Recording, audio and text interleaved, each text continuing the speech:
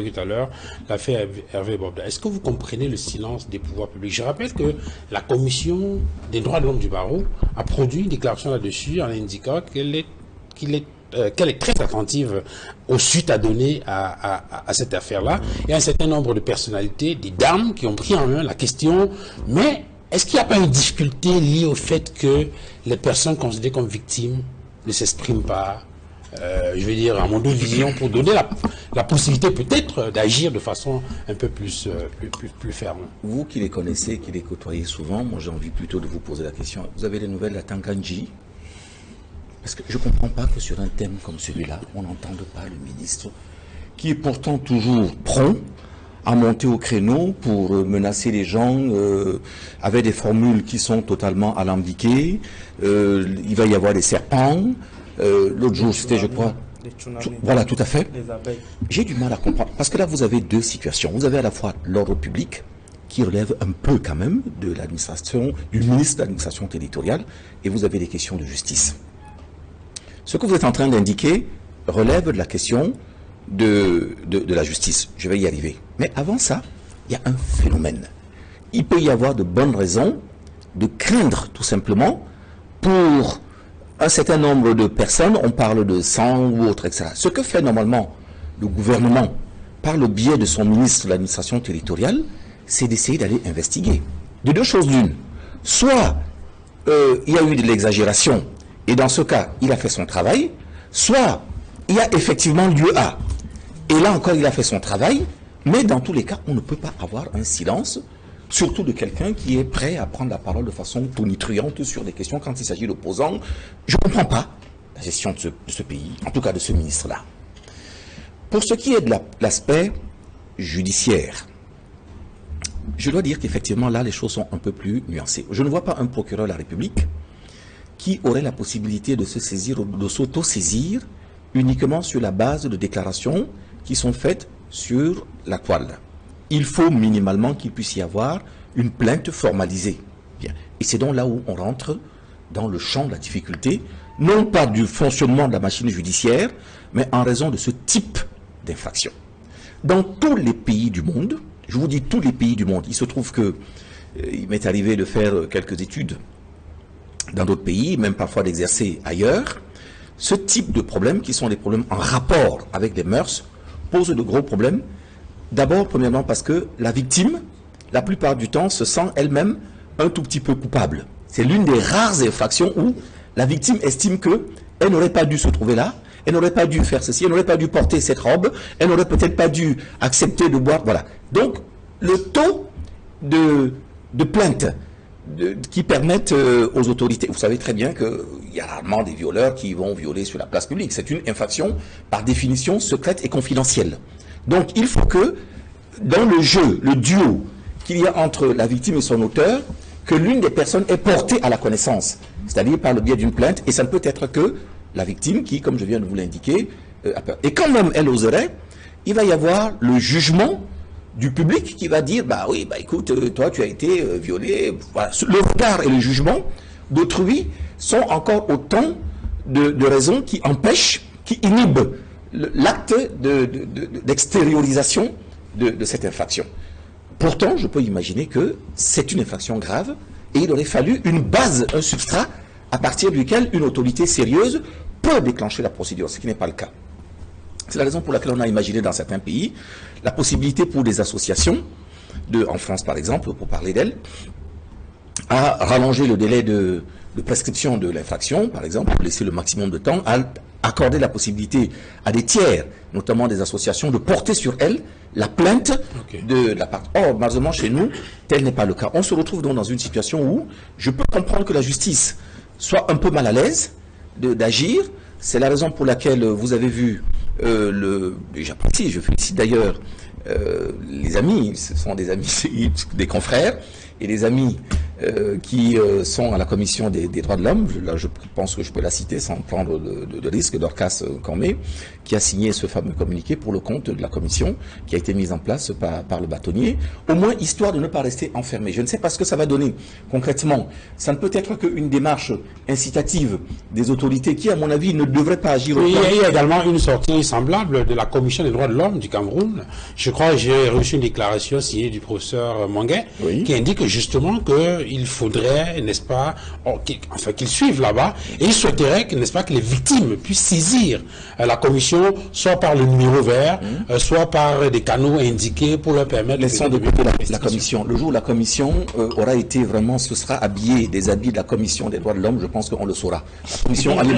La commission a les moyens pour cela, et pas seulement la possibilité d'utiliser des canaux. Je veux dire que la commission, elle est faite d'hommes, on lui a donné des moyens, la nouvelle commission en tout cas. Ouais. L'ancienne était déjà pareille, elle a des moyens, on lui a donné des moyens à la fois financiers, des moyens d'investigation, des moyens d'enquête qui lui permettent de faire autre chose que de rester dans le seul souhait, l'expectative et la gesticulation. Je pense que si la commission a vraiment envie de faire son travail en tant que commission, elle a la possibilité de se transporter, de faire des déplacements, des audiences foraines, pour aller rencontrer des gens où ils sont.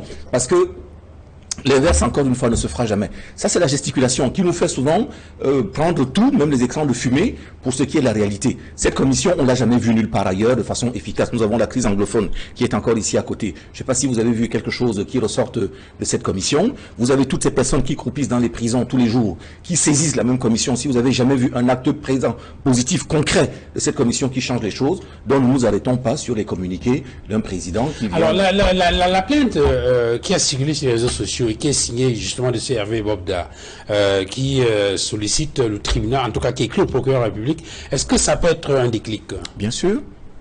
Bien sûr. Moi, je pense que si vous avez envie de faire évoluer quelque chose, si vous êtes du côté de la personne qui est accusée, vous avez juste la possibilité de saisir le tribunal, soit pour diffamation, soit éventuellement pour dénonciation calomnieuse. Parce que dans la plainte, il y a des noms qui sont cités. On suppose donc que ces personnes pourraient logiquement... À partir desquelles va, dans un deuxième tiroir, apparaître les raisons, l'appréciation des raisons qui conduisent, qui sont la base des infractions que vous dénoncez. C'est-à-dire que si vous dites que j'égorge des enfants, voilà, etc., moi je vais vous dire, bon, écoutez, personne ne porte plainte, mais comme mon honneur est sali, je vais porter plainte contre vous pour diffamation. Et donc, dans le cas de la diffamation, le débat sur ce que vous avez indiqué, qui pour moi est diffamatoire ou injurieux ou éventuellement malsain, va forcément se poser puisqu'il apparaîtra qu'il faut que vous ayez préalablement apporté les éléments contre moi pour que ma plainte en diffamation puisse tomber à l'eau. Et donc ce débat-là va forcément arriver. Je pense qu'il est temps qu'à un moment ou à un autre, on puisse voir les choses se décanter, s'éclaircir. Je pense que quand je parle de déclic, je veux dire que c'est forcément une procédure pénale qui est mise en route là. Bien sûr. Ça veut dire que même si demain, si Hervé Bobda décide par exemple de retirer sa plainte, il est possible que le procureur de la République puisse peut-être, sur la base d'un certain nombre d'éléments... Tout dépend, n'allons pas trop vite en besogne. En principe, le procureur de la République n'est pas tenu par le comportement de la victime, en principe. Oui. Mais il y a un certain type d'infractions, les infractions qui sont directement rattachées à la personne. Oui. Diffamation, c'est le cas de la diffamation, le cas de l'adultère, l'abandon de famille, qui sont tellement rattachés à la personne que le procureur ne peut pas, pour faire simple, ne peut pas se montrer plus royaliste que le roi. Il a besoin d'abord de la plainte de la victime pour pouvoir faire la procédure. Et de la même manière, si la victime décide qu'elle va arrêter sa procédure, le procureur ne peut pas décider de la maintenir au-delà de la volonté. Voilà. Donc là, tout dépendra donc de l'axe sur lequel la procédure aura été engagée. En dehors de ça, si c'était un autre, moi je serais procureur, je pense que ce que je ferais, c'est qu'à partir d'une plainte qui me ferme la porte, j'ouvre une procédure incidente sur quelque chose qui est plus large, de telle sorte que je m'aménage les conditions de rester maître de ma procédure. Donc même si la victime, à un moment ou à un autre, finit par se désister, je peux continuer ma procédure et aller jusqu'au bout des investigations, alors que la procédure a été déclenchée en dehors de... Alors vous voulez compléter, Maître Villegas, sur la question? Je voulais d'abord dire une chose, c'est que lorsqu'on suit cette histoire, certes, ce sont pour le moment des simples dénonciations, des ragots peut-être, on dit qu'il y aurait des crimes.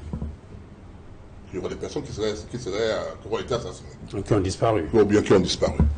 Moi, je pense que là, ça peut avoir un impact. C'est-à-dire, si on parvient à identifier une ou deux personnes qui auraient été en contact avec ce monsieur et qui auraient disparu, le procureur peut s'auto-saisir. C'est pas que vous me comprenez. S'auto-saisir pour pouvoir faire des investigations jusqu'au bout. Et cette histoire me rappelle une autre qui se passe aujourd'hui en France, là, le Gérard Depardieu, avec les accusations qu'on porte contre lui, avec des associations qui sont réunies, et celles qui sont pour lui et celles qui sont contre lui. De la même manière, ça rappelle l'histoire de Patrick Poivre d'avant, et toujours un journaliste en France, et encore celle de Cosby en Amérique. Donc très souvent, il y a des accusations qui sont faites, et qui parfois ne sont pas fondées. Il ne faut pas toujours penser qu'elles sont totalement fondées, mais qui nécessite nécessairement qu'on puisse investiguer pour qu'on puisse savoir si c'est vrai ou pas. Et moi, c'est là où j'apprécie l'acte posé par M. Bobda, qui a pris les devants pour sauver son honneur, entre guillemets. Et maintenant, si à vouloir sauver son honneur, ça permet à ceux qui l'accusent de pouvoir introduire des plaintes. Et comme on dit parfois, même une simple dénonciation peut avoir pour but de pouvoir engager la procédure. C'est-à-dire qu'une personne, par exemple, qui dit, moi j'ai été violé à tel dire, je me présente au nom de X, voilà comment les circonstances sont déroulées, on était ici, on a fait ça, on a fait ci, on a fait ça, on fait ça. Ça peut déclencher une enquête. Et à partir de l'enquête, on peut donc poser la question à M. Bobda en disant, mais écoutez, est-ce que vous étiez ces jours ici? C'est parce que vous comprenez. Si les déclarations sont d'une manière concordante ou bien donnent des éléments qui permettent de pouvoir voir à la vérité, donc il y a des faits, on peut l'interroger et à partir de là, la plainte, l'action publique est engagée, même sans qu'il ait eu à déposer sa propre plainte, sans qu'il y ait eu une plainte formelle d'une personne, parce qu'il y a, je dis, il y a la plainte, il y a la dénonciation, il y a l'autosaisine. L'autosaisine peut intervenir si on parle de disparitions et que c'est prouvé. Il y a la plainte qui peut être posée, mais il y a également la dénonciation. Dès lors que les circonstances, ça permet d'engager la procédure. Alors, Aristide Monod, c'est une affaire qui a enflammé la toile. Hein. Ces derniers jours, il y a des dénonciations, vous avez des associations qui se constituent, vous avez ce lanceur d'alerte-là qui dit avoir recueilli un millier de témoignages, même si jusqu'ici, il n'en a publié que quelques-unes. Vous avez des personnalités qui prennent la parole de façon officielle pour revenir sur un certain nombre de choses. Alors, qu'on ait quand même un individu comme celui-là qui soit dans cette situation où il y a des dénonciations qui tombent en cascade et que les pouvoirs publics ne prennent pas la parole de façon officielle sur la question, est-ce que cela n'interroge pas, est-ce qu'il n'y a pas un problème? Il faut également préciser qu'il y a des victimes qui témoignent eux-mêmes indépendamment de la stratégie mise sur pied par le lanceur d'alerte Zumento. Il y a des jeunes qui témoignent avoir été victimes de M. Hervé Bobda. Je pense que pour mieux saisir cette affaire, il faut l'inscrire dans une certaine globalité. Ça veut dire avoir une approche un peu systémique, une approche un peu holiste. Le mérite de cette affaire, c'est le fait de remettre au goût du jour des réalités camerounaises et des réalités entretenues par ceux-là qui ont la charge de réguler la République et de veiller sur les innocents. La première des choses, c'est celle de la dépravation des mœurs institutionnalisées, cautionnées et entretenues par les différentes autorités, parce que dans les différents témoignages, il y a toujours ce linkage, ce lien entre celui qui est présenté comme le bourreau et ceux qui ont la charge de nous protéger et de promouvoir l'éthique ou tout simplement la morale publique, donc des accointances avec les autorités. Et sur ce premier fait, il faut dire que nous sommes tout à fait d'accord avec les différentes dénonciations pour ce qui est de l'existence de ce type de pratiques au Cameroun.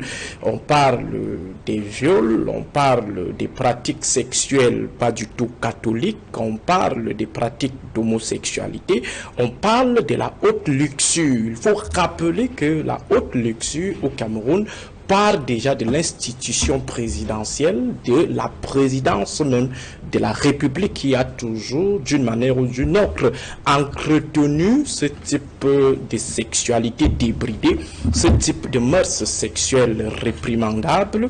On a vu à l'occasion de la CAN organisée ici au Cameroun, une institution de la présidence de la République accorder, dérouler comme ça le tapis rouge à des femmes à la moralité très douteuse, reconnue comme ça dans le monde de la dépravation des mœurs sexuelles, des gens qui appellent comme ça, en tout cas qui incitent les jeunes à une sexualité bizarre. Ils ont été accueillis par, en tout cas bon, ils ont été invités au Cameroun avec les fonds du peuple camerounais par une institution qui, ma foi, devrait faire preuve de beaucoup de réserves quant à ses fréquentations. Donc, lorsqu'on parle de l'affaire Hervé Bobda, on parle des réseaux avec des ramifications à la tête de l'État. Pour moi, ça ne m'étonne pas. Hier, j'avais suivi quelque part quelqu'un, des gens racontaient comment un ministre de la République, il n'avait pas donné le nom, qui a toujours cette habitude d'aller quelque part, aller récupérer des prostituées pour, vous allez m'excuser de cette expression brute, aller lécher ses aisselles. Vous voyez que, en fait, ce sont des pratiques qui sont entretenues comme ça par les hautes autorités avec leur réseau privé et qui puisent dans la sorcellerie, qui puisent dans le magico-anal de Charles Atébé-Yéni. Du coup, pour moi, lorsqu'on parle de ce genre d'affaires, ça ne m'étonne pas parce qu'on est coutumier de ce type de dépravation de mœurs. La deuxième chose, c'est la République des intouchables qui est consacrée. Ça veut dire qu'il y a des gens ici qui peuvent bomber le torse face à certaines autorités, défier même certaines autorités, être au-dessus de la loi. Il y a des individus, des acteurs privés qui peuvent se substituer à l'État. On a même l'impression que l'État a été étranglé, l'institution étatique a été totalement prise en otage, a été séquestrée par des individus, des acteurs privés. D'ailleurs, pour le cas de M. Hervé Bobda, on voit dans une vidéo, sauf si sous réserve de la thèse d'un montage, dans une vidéo où il passe en revue certains hauts gradés de notre armée. J'ai discuté avec un haut gradé hier pour lui demander qui ont finalement droit dans cette République des honneurs, ou alors qui peuvent passer les officiers, en tout cas les hommes en tenue en revue. Il ne m'a pas cité les acteurs, je ne sais pas, acteurs, opérateurs économiques. Il parlait de ceux-là qui représentent le président de la République, dont des ambassadeurs et autres. Et il parlait même des sanctions disciplinaires qui devraient normalement tomber suite à cet acte qui a été posé. Donc on est dans une république des intouchables, des gens qui peuvent se balader avec des armes à gauche et à droite, des gens qui peuvent vous ôter la vie à n'importe quel moment. Il y a également le fait qu'on se rende compte qu'il y a des gens qui sont assez protégés malgré qu'ils sont au quartier avec nous. On utilise les moyens de l'État pour aller protéger les privés. Or, en temps, lorsque quelqu'un est en situation de victime, elle n'est pas protégée. Martinez Zogo a été liquidé par les moyens, les ressources de l'État. Au même moment, on a un criminel, on a des criminels, parce que je ne vais pas faire une fixation sous réserve, bon, en tout cas, en attendant que nous ayons toute la lumière, je prends juste un exemple.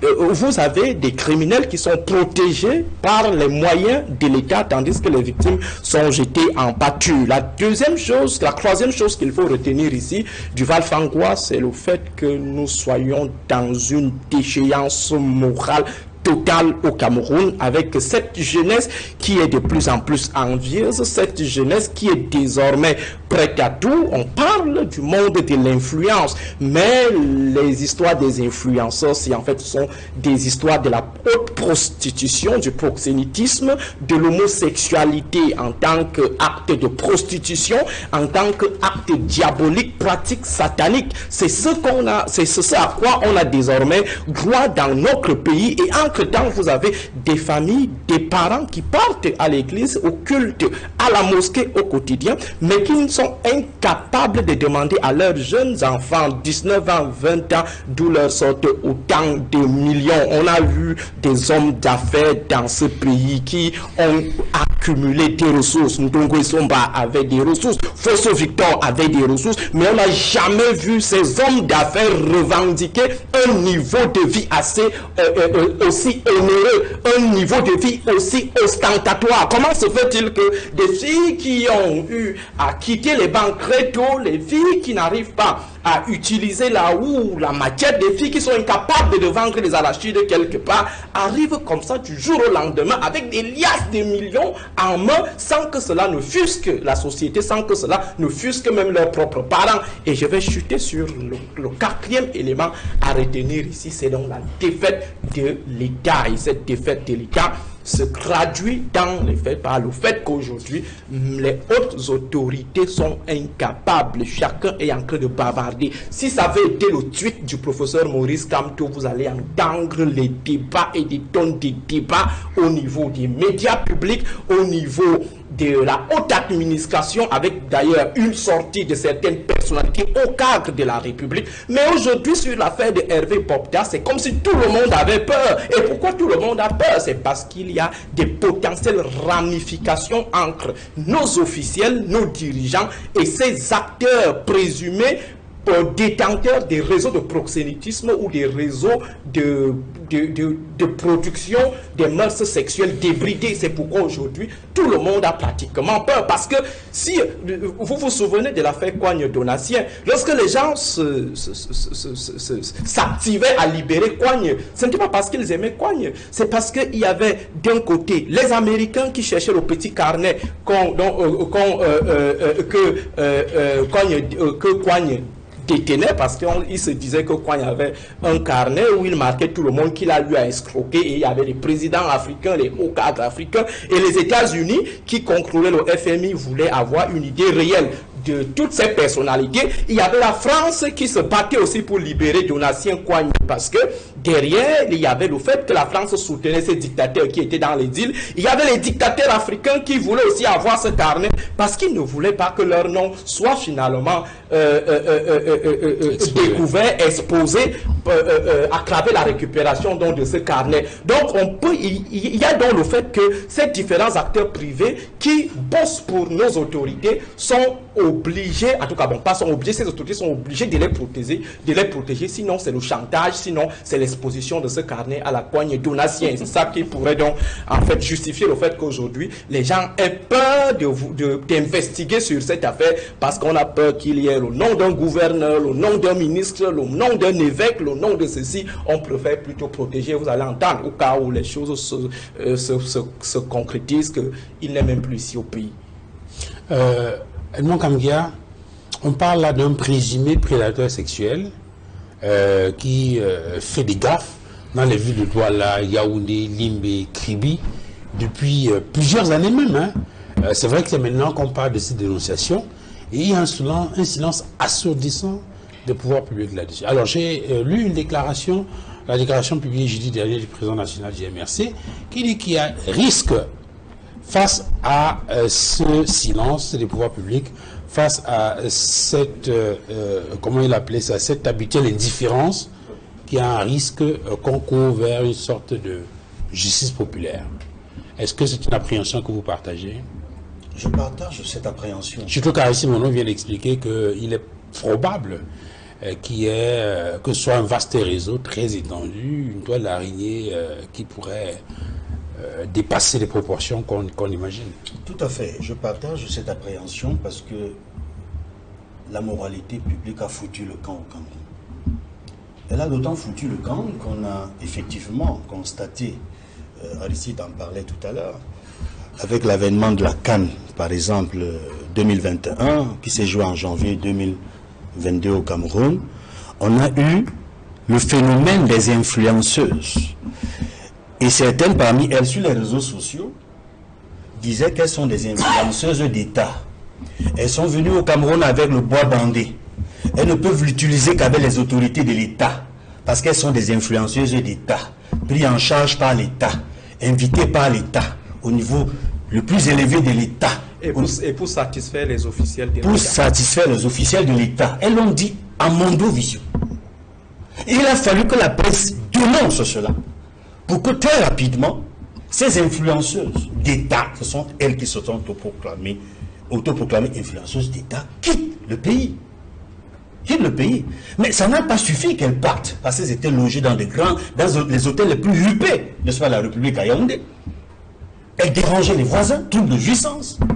Mais contentes de partir, elles partent quand même, et après, elles narguent le peuple camerounais. Vous savez ce qu'elles ont dit sur les réseaux sociaux? Je ne vais pas citer leur nom, ces influenceuses d'État. Elles disent, des gens racontent n'importe quoi sur nous. Mais est-ce qu'on peut nous inviter et après on nous chasse? On nous chasse en nous donnant les enveloppes, beaucoup d'argent, des cadeaux. On ne nous a jamais chassés. Et les numéros. Et je vous assure, elles disent avoir reçu beaucoup d'argent, beaucoup d'enveloppes. Elles ont eu beaucoup de choses des autorités de l'État, parce que j'insiste sur les expressions qu'elles ont utilisées. Ce sont les autorités de l'État qui les ont invitées. Mais pourquoi faites-vous le lien? Pourquoi je fais le lien? Parce que j'ai suivi de bout en bout le lanceur d'alerte humaine. Il manquait un lien entre cette affaire et les influenceuses. Il a même identifié des influenceuses sur les réseaux sociaux qui sont utilisés dans le cadre de cette affaire, comme dans d'autres affaires, de prédateurs sexuels, pour utiliser des jeunes enfants, des jeunes filles, leur promettre vents et merveilles à travers le mannequinat, à travers des emplois, pour livrer ces enfants, ces jeunes filles, ces femmes, aux prédateurs sexuels, pour que ces prédateurs les sodomisent. Pour utiliser ces jeunes filles, ces femmes, ces enfants, y compris des petits garçons, comme, excusez du peu, les expressions, j'allais utiliser une expression grossière, mais je vous assure, cette affaire est très grave. Elle est d'autant grave, j'ai commencé par ces influenceuses d'État, parce que c'est dans cette filière-là où on rencontre le plus de prédateurs. Et il y a un lien étroit, fondamental, entre cette affaire et les influenceurs. J'insiste là-dessus pour dire combien je suis ahuri par le silence révoltant et troublant de l'État qui doit assurer la sécurité des personnes et des biens dans la société. J'ai dit au départ que la moralité publique a foutu le camp parce que c'est l'État, c'est des hautes personnalités de l'État qui ont facilité ce qu'on est en train de voir. Pourquoi est-ce que le ministère de la Femme et de la Famille se tait? Pourquoi est-ce que le ministère des Affaires sociales ne dit mot? Pourquoi est-ce que le ministère de la Jeunesse et de l'Éducation civique, qui doit protéger ces jeunes garçons et filles, ne dit rien? Pourquoi est-ce que le gouvernement ne réagit pas?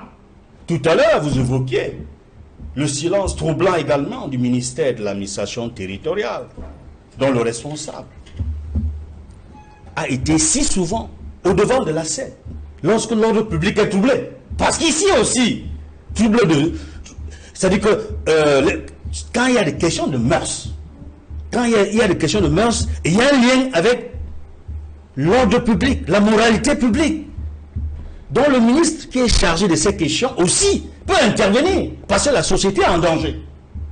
On dit que l'individu en question, d'après les témoignages que nous avons entendus, à travers diverses sources, y compris par les réseaux sociaux, y compris à travers ce lanceur d'alerte, il y a une concordance dans le fait que l'individu marche avec une arme à feu, menace ses victimes, les gifle et les contraint à subir des pratiques sexuelles. Et d'après ces témoignages que nous recevons, que nous écoutons, on parle de femmes mariées. Il n'y a pas que des jeunes filles, on parle également de femmes mariées. On parle de problèmes de santé publique aussi. Il se raconte des choses sur ce qui est en train de se passer. C'est pour cela que nous souhaitons et nous espérons que le délégué général à la Sûreté nationale, que le secrétaire d'État à la gendarmerie nationale, que le ministre de la Justice, le ministre d'État chargé de la Justice, vont, chacun en ce qui les concerne, veiller à ce que la société camerounaise ne se sente pas en danger.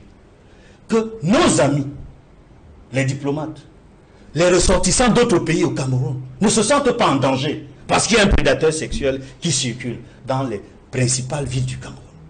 Douala, Yaoundé et les principaux quartiers. Parce que si ce silence continue et que même le procureur de la République, dans l'une des villes où cet homme agit, ne s'auto-saisit pas, je pense qu'il y a péril en la demeure et on verra très vite que nos appréhensions vont se transformer en quelque chose d'innommable, d'inimaginable, de détestable. Je ne voudrais pas qu'on en arrive là. Alors,